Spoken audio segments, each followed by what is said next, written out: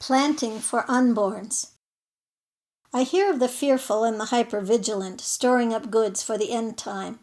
They have their concerns, but we have chosen different pursuits for a future we trust in. We are making offerings to the ones who'll come here long after we are dust. We're planting trees, composting, mulching the ground around taproots to reach deep into this soil, anchor them soundly in the slow progression of years here. This is our testament to hope in the vitality of these mountain slopes. And we're putting up stores of knowledge about the ones who came before, the people who planted and cleared with us and our time in mind. We're piling story onto detail, fact upon lore, like cairns made before we came, sheepherder monuments of close-placed stones that dot the mountain clearings. We plant maybe seedlings for some future parents' awaited baby. Someday trunks for them to climb, perhaps branches for them to swing from. All this with water, foresight, and the right mix of horse manure and black mountain dirt, shot through with silica and the dormant seeds of shooting stars.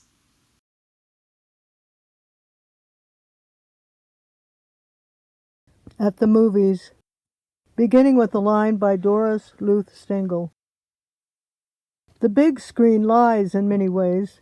It makes it easy to leap into the future to see how your descendants are doing in a changed culture, or drop back to an earlier century before the invention of refrigerators or automobiles, to find yourself having to cut ice from the lake or flee on horseback from a highwayman. You might even find yourself in the Jurassic on the back of a brontosaurus. In the movies, a car can fly, a train accelerate across a river even if the bridge is out. On the big screen, someday you might see salt water spill out from the pages of a book, until the library is an ocean housing a white whale. The Loch Ness Monster could, in a movie, travel through underground canals and show up in Australia. In picture shows, the same man may fight the Civil War one year and be blown apart in Vietnam the next. The face you recognize as lady-in-waiting to a queen this summer may be a lady of the night when next seen.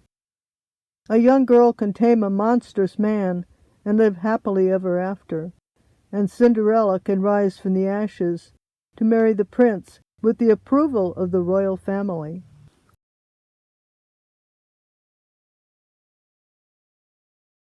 Blind. From my part of the world, I can't see polar bears looking for enough frozen ice to rest on or catch fish in warming oceans. Here, drought-tinged grass offers views of once green landscape filled with flower beds seeking water and shade from hotter sunny days. Vanishing nearby wetlands and forests no longer offer carbon filters effective for centuries before asphalt became a common sight. We don't always notice temperatures rising or lakes receding, spotting fewer fireflies or moths on sultry summer nights.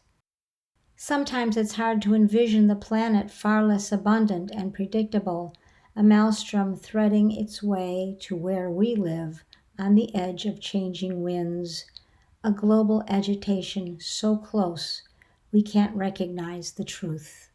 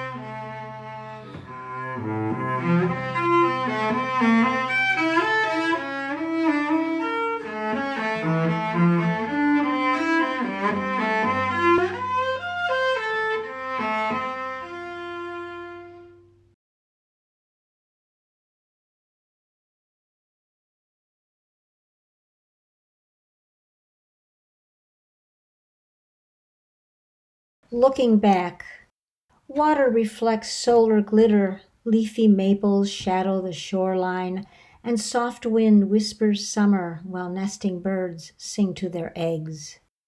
Inhale the sun on cedars, graze the horizon for signs of clouds stacked in distant patterns, quixotic and changing. Shimmering beauty inviting us to pause should not be denied or ignored. Its triumph casts brief shards of memory with all their textured moments that defy time's gravity, pulling us toward brief interludes we believe were true that day when childhood firmly held our hand and promised to never let us go.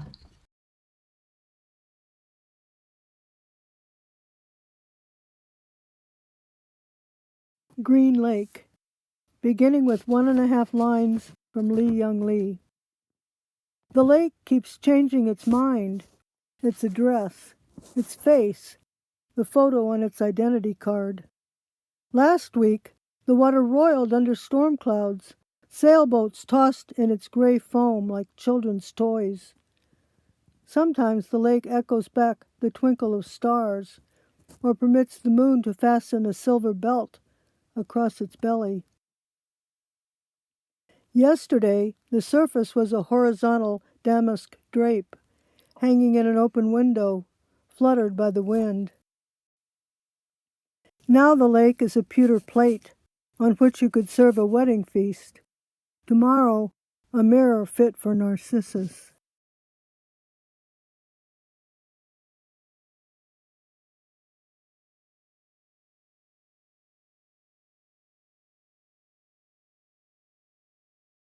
The lake. 1. The lake is always in sight. We move, it moves with us. We stand still, its waves fold and crest like the gibbous moon rising. 2. The lake is everywhere. We walk on grassy hills. The fresh water meets the sky like Hiawatha singing a secret song. 3. The lake is within us, bordering pure rivers and pebble-rich streams. It is as vast as the ocean. We see clearly with its pristine vision, walk its shores, searching for agates and chert. 4. You are the lake, tan boy running, angry waves swirling around your legs, the algae and pike swim in your skin. 5. If only we could stay as innocent as when we were first born near fresh water, then we would not be separated from the lake, nor from God.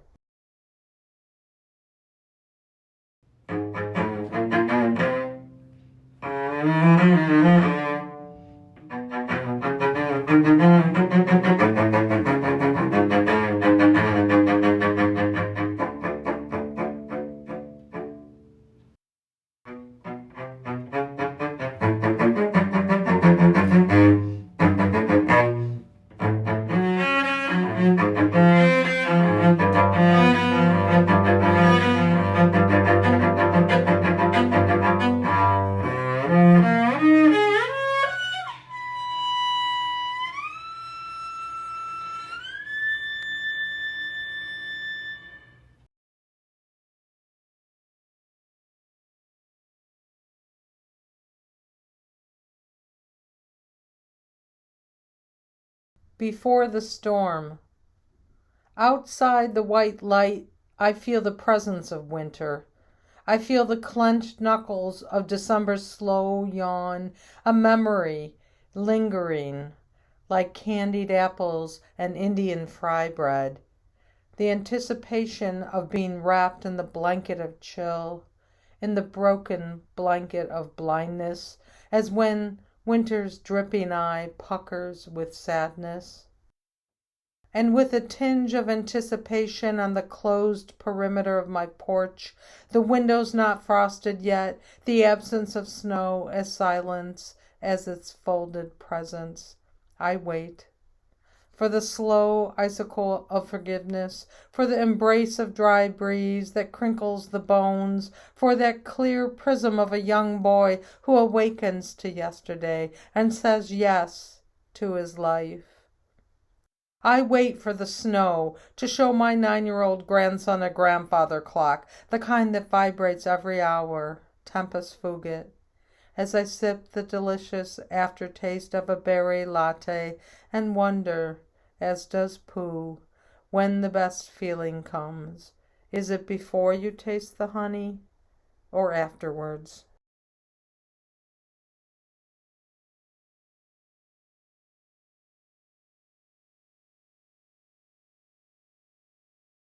Almost calm before. It is nearly night. The mountains, dwarfed by firmament, crouch down as to reduce their influence. It is all about what intends to occur in the roiling sky. A broad-winged dragon spreads its ominous elongation across a tepid blue-gray clearing and spits a warning into the void. The fiery gold of sunset tries to suggest normalcy in the far west corner of a world about to be stormed, while high above a once calm landscape, the frothy black lint of coming storm closes in.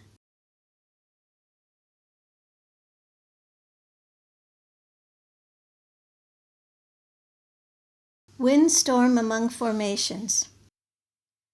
Ochre-orange hoodoos, obdurate, hold misshapen heads high in defiance of the windstorm raging in the owl-feather-gray sky of approaching night. Far away, the same gray mountains have also determined to stay where they have risen, their ancient bulk a challenge to the swirls of wind that would uplift whatever might be loosely attached to the center of the earth.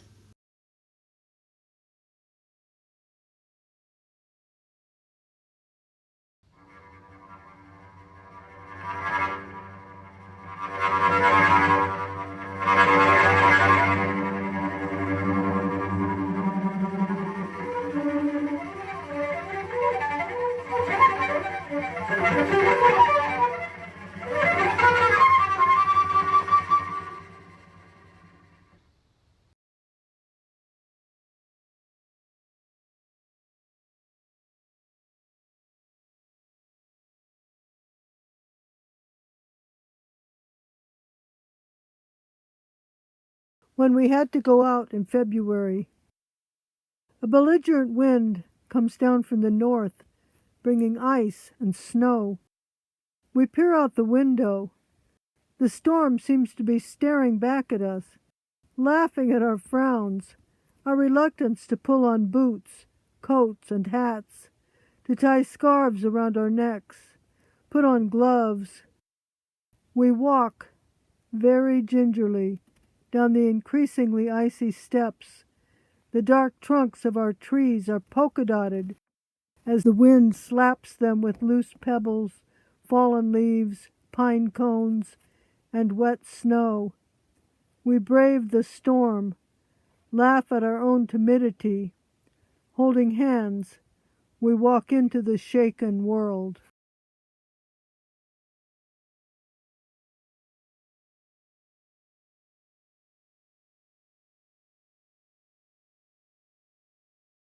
Wind.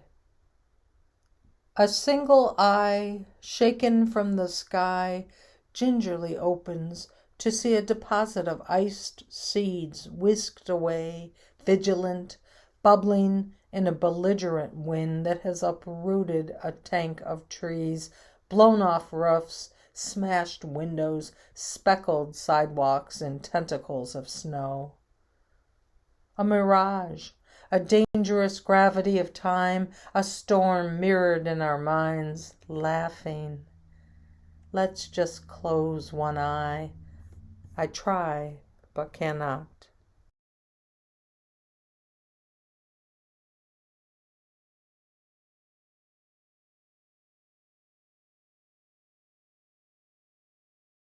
A trespassing wind. A belligerent wind came up last night for a massive decampment of livestock and stuff. hell-bent to resettle everything in sight and blow the whole ranch right into the bluff. It whisked the stock tank out of our yard, denuded the hillside of most of its trees, blew corrals across the cattle guard, sent pines a-flying in a villainous breeze. It took the roof clean off the barn, picked up 2 horses from a patch of clover, dropped the roof down on the neighbor's farm, and left geldings in a field 2 counties over.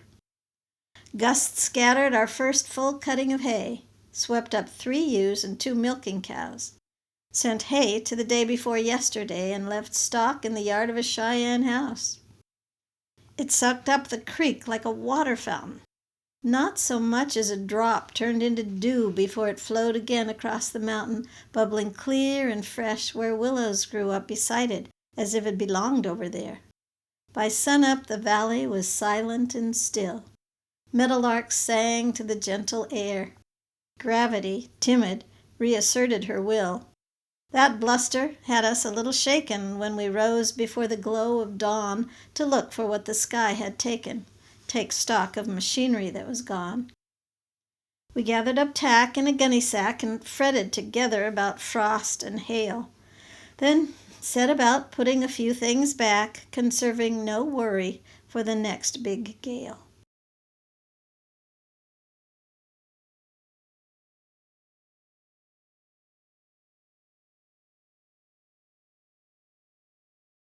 No escape. The storm's vigilant eye watches winds whiplash, thrash, and slice its cold blade, while setting down tentacles to clean away anything not riveted, tied, or buried.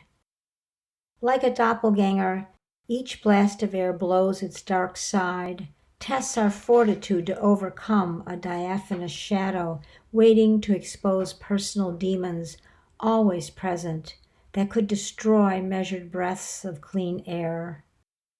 Still, we take cautious sips of life and firmly grip calm's illusion.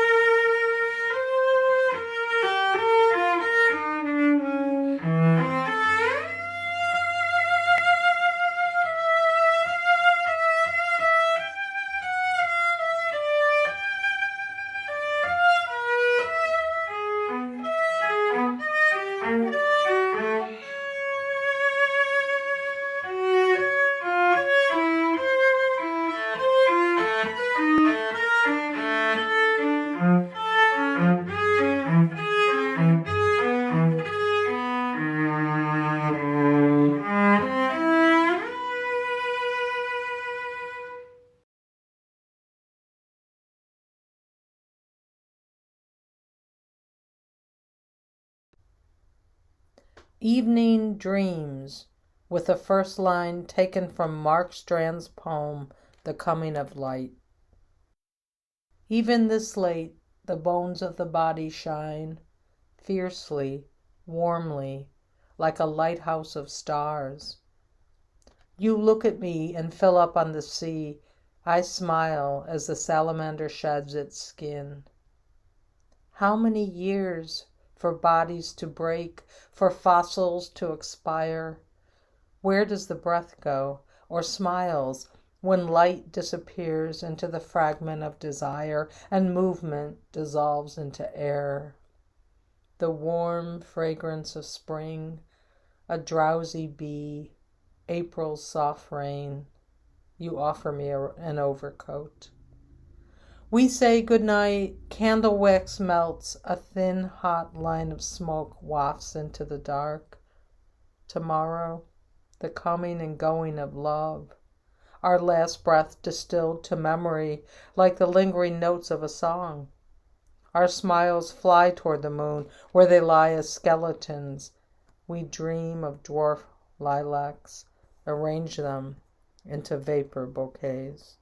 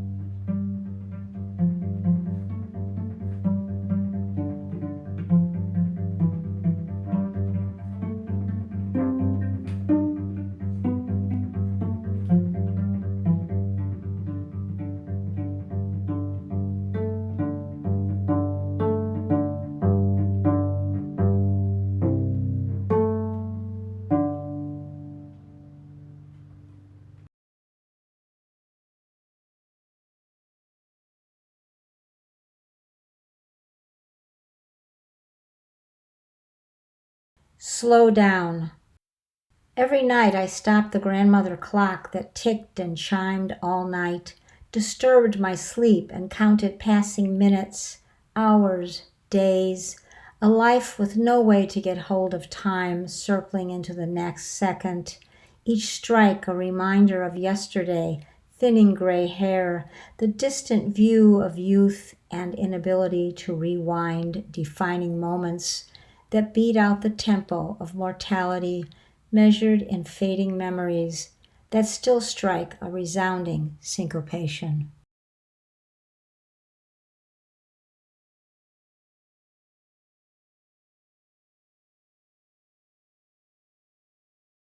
All vying for her time. She enters Time-Wise Clock Shop at exactly 9 o'clock on an otherwise uneventful day. A watch lies ungeared on the counter, defaced, eviscerated, its dislocated long hand a penknife of intent. A timepiece on the workbench, unheeded, chimes its singular declaration on how this day is proceeding. Silent regulators face the wall. Aberrant timekeepers tick in syncopation, each contradicting another's beat. Every clock in the place registers a different minute, a distinctive pace, a Halocene epoch all its own. Small hands vie for a chance to clasp her pulse. Each points to a different compass point. In a vast lack of collaboration, dozens of elaborate numbers stand at attention to convince her of their precision. She paces the unoccupied space in incessant debate with herself about the right time to buy.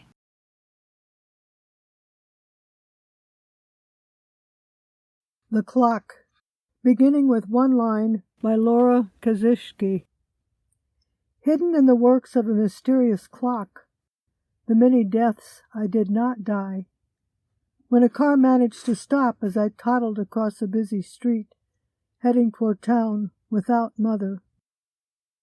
The fever that finally broke after Uncle Fred coaxed me to drink the vile-tasting medicine. The limb of the linden tree that split beneath my foot, leaving me hanging until a tall cousin caught me and set me down. My car swerving across the road when I dozed at the wheel, my daughter asleep in the back seat, traffic rushing by. Chance? Good luck? Providence? The clock reset.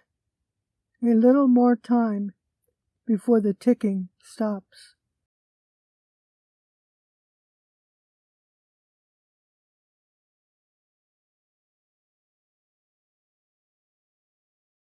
For the time being, time wedged into milliseconds rolls off my fingers, even as everything slips from my grasp into tomorrow's breakfast, lunch, a leisurely dinner over too soon before awakening to a new start, and this time seek a time out, a chance to stop the clock and better feel the mythical time on my hands. Time waits for no one, not an unwound clock or a flamed-out meteor, rocks crumbling through centuries, blonde hair faded into silver strands, memories dying with each keeper. It might be better to converge with the seasons, latch onto the swinging pendulum, counting the tick-tock of our lives, and breathe in harmony with the spheres.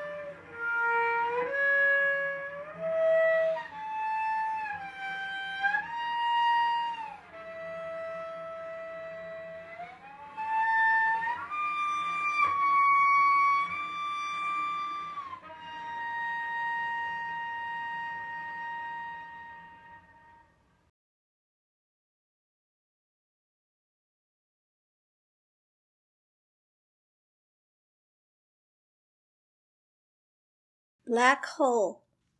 A black hole bends space and warps time, just like love and pain and the empty places where the two combine.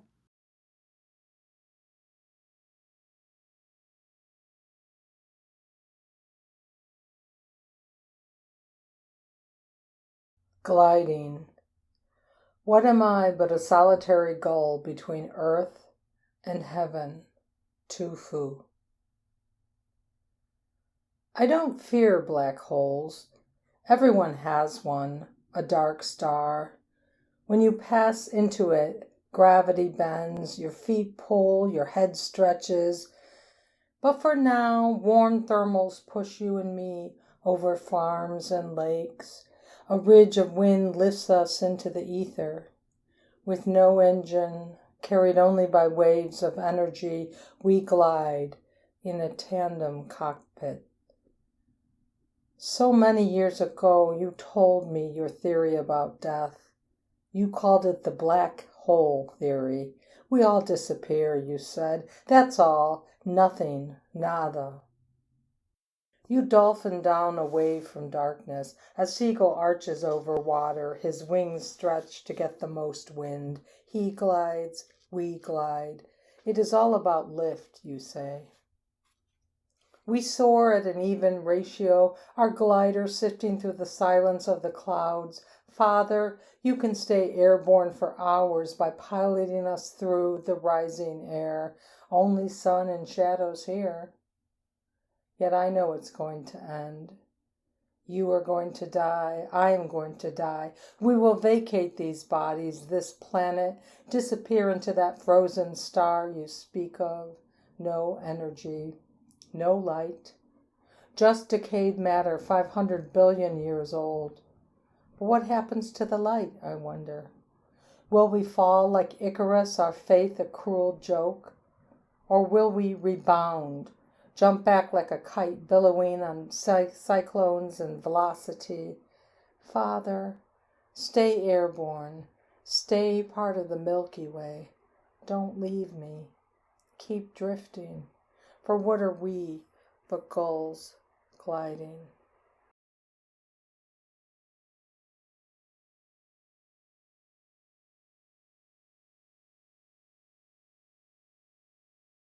Near the breaking point. His mind was all angles that he couldn't get right anymore. Just a cutie, confused, so each thought was less lucid, more obtuse, even abusive, till every line went curvy as the wobbly space he splayed out in. The disappearing point kept getting closer, the smooth surface farther away. Gray clouds of outer space were reflected in the mirror of clear glass before everything shattered.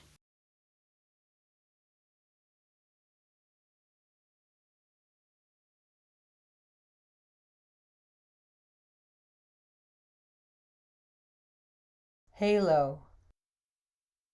The halo surrounds us, is everywhere. National Geographic.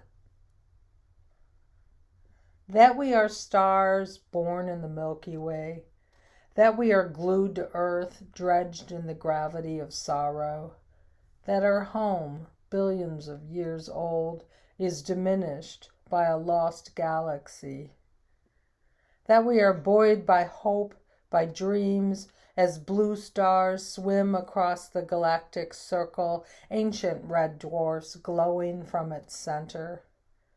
We see only the halo, the glittering necklace painted across the sky.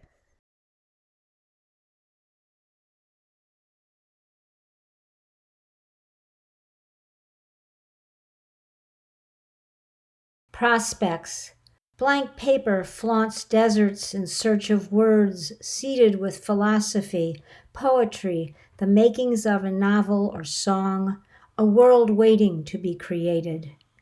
These manifestos of the mind find their way to paper, the keeper of ideas, typed or written, and ride the caravan through a country yet to be discovered, an intersection where inspiration meets open space, and ingenuity embraces potential, each thought a budding possibility on a pristine page, hungry for words.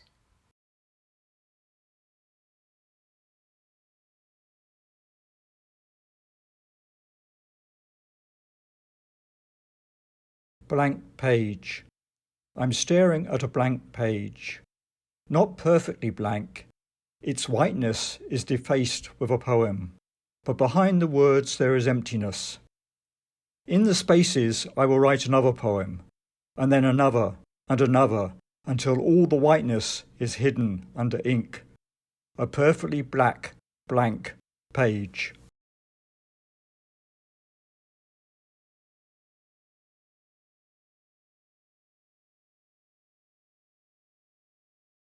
The minuscule. Everything is minute in the scheme of the universe. The flower of the bougainvillea, peeking out between attention-grabbing bracts, themselves minuscule. The pink eyes of the white rabbit, itself so small. But that's not what I meant to say. All is minuscule in the scheme of things, not just the chestnuts you hold in your hand, but the tree spreading its branches to umbrella the whole lawn, the oak, the lodgepole pine, even the redwood centuries old. But that's not it either. The empty space on the bookshelf, the favorite novel or book of poems, the gym full of yoga mats, the Gothic cathedral built in the Middle Ages, and even the earth we live on, and our ever so brief lives, are all infinitesimal in the scheme of time and space. I hesitate to even mention the breaths we are breathing right now, the song we just sang, the smiles on our lips before we began to think how tiny we are among the planets and stars, how short are our lives in the lifetime of the universe. And yet, think how important that little song, those brief smiles, in the lives of those who need them, how they change the scheme of someone's minute life.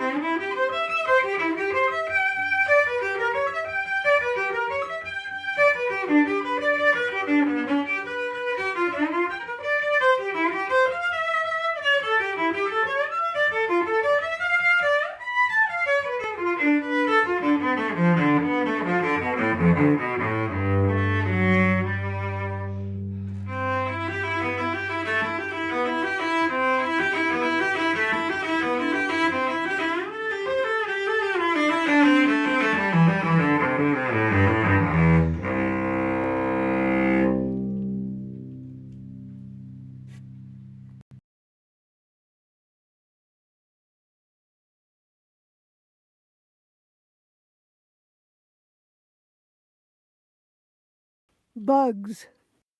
My granddaughter draws bugs on the sidewalk. She doesn't know how important they are to the future of the planet on which she lives. She just likes to watch ants crawl across the driveway, listen to the humming of honeybees, dig in the dirt for slugs, and tip over down tree branches to see what creatures hide underneath them. She would never guess that there are 900,000 insect species on Earth, and probably more yet to be discovered. She does not know there are 1.4 billion insects for every person on the planet. She likes the color of ladybugs, not yet knowing they eat aphids that would harm plants in the garden. The shiny backs of beetles remind her of jewels. Caterpillars excite her, and she loves butterflies and moths. She doesn't know how many of her little friends are killed each day by toxic treatments on lawns and golf courses.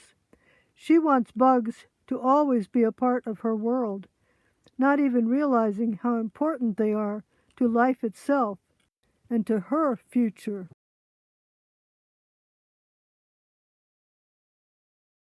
Sequoia stump houses.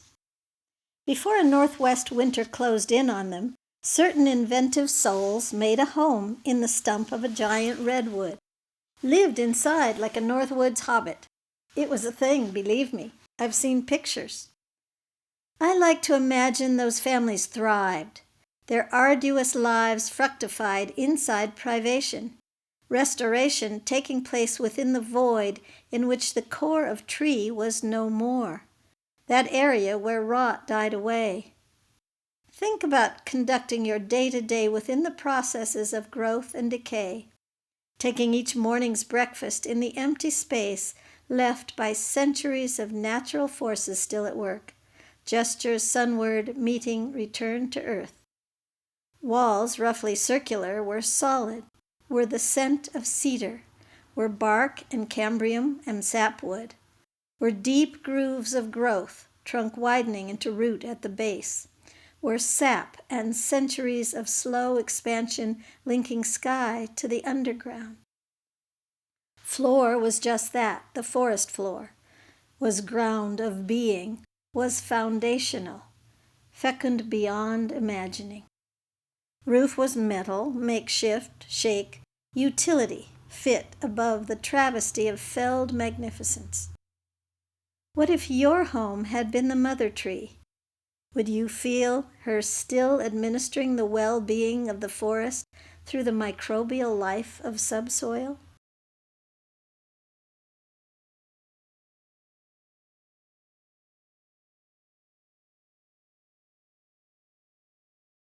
Rewind.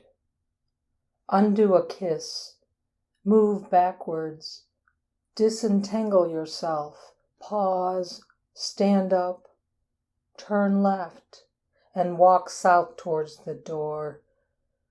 Say goodnight to the evening sun. Lace up your ice skates.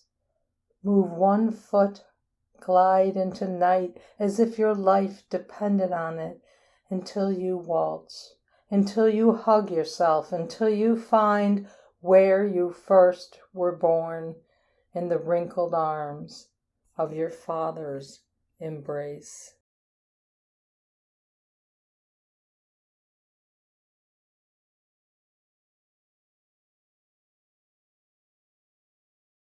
Unpacking. The ice skates had been missing for years, their blades still sharp, their white leather without scuffs. They had been packed for a move long ago and lost in the shuffle of boxes filled with pots and dishes, a collection of records and books, Essentials deemed important at the time when new places beckoned from east to the Midwest, each offering choices to skim, twirl, or coast on frozen park ponds. Cold days of youth called to me to spend hours circling clockwise in attempted smooth forward and backward gestures, like Olympic champion Peggy Fleming, who excelled far beyond my efforts to remain upright. Recently I tried on the skates which no longer fit, and I considered new ones that only glide counterclockwise.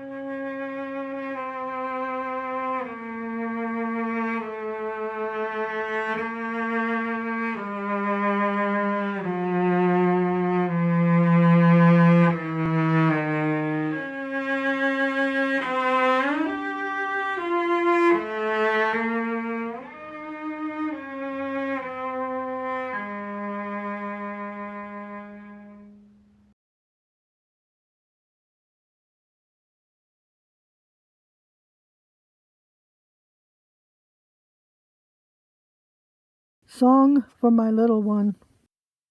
You're wrapped in love, sweet little one. It's from our dreams that you were spun. We know not what this life will bring.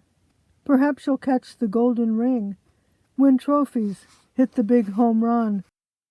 There will be sorrows, yes, and fun. That's true for all beneath the sun. So, little one, you'll learn to sing. You're wrapped in love. Remember when you've been outrun, and when you feel a bit undone, you're safe within this family ring. We know someday that you'll take wing, and so we pray till life is done. You're wrapped in love.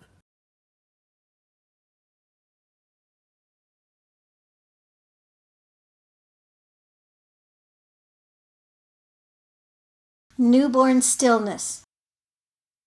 She is the very soul of quietude, those few moments when eyes roam about the room as if to assess this new home.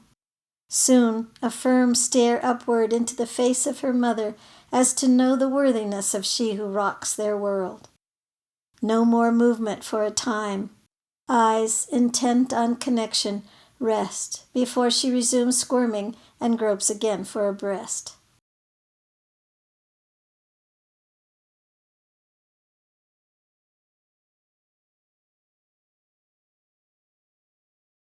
Abandoned. A stray piece of clothing twists and crawls along streets and twines in wires, its singularity a forlorn message to passers-by who wonder how it got there, no longer claimed by whoever lost or perhaps discarded the shirt or pants, hat or scarf, wardrobe essentials that speak a story sewn in mute threads of wool or cotton.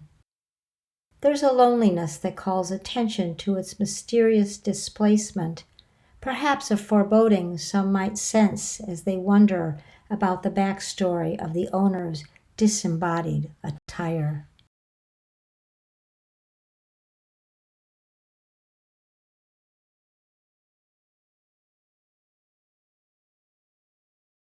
Panties. The baby bottle on the empty beach, that one shoe in the street, broken sunglasses on the path through the stand of aspens slap me with unanswered questions. Once, walking pigtailed up Sheridan Street, I stepped across peach-colored nylon panties, not yet able to picture seductive fingers tossing unwanted garments from the back seat of a moving car, or envision a blanket tossed under the maple, a young couple watching stars fill the evening sky, constellations of their bodies increasingly entwined until they blaze like planets aligned. I gasp in horror at the only scenario I could fathom. Gripped by dread of stretched elastic, I grasped the waistband of my underpants, pulled them higher, and walked quickly to school.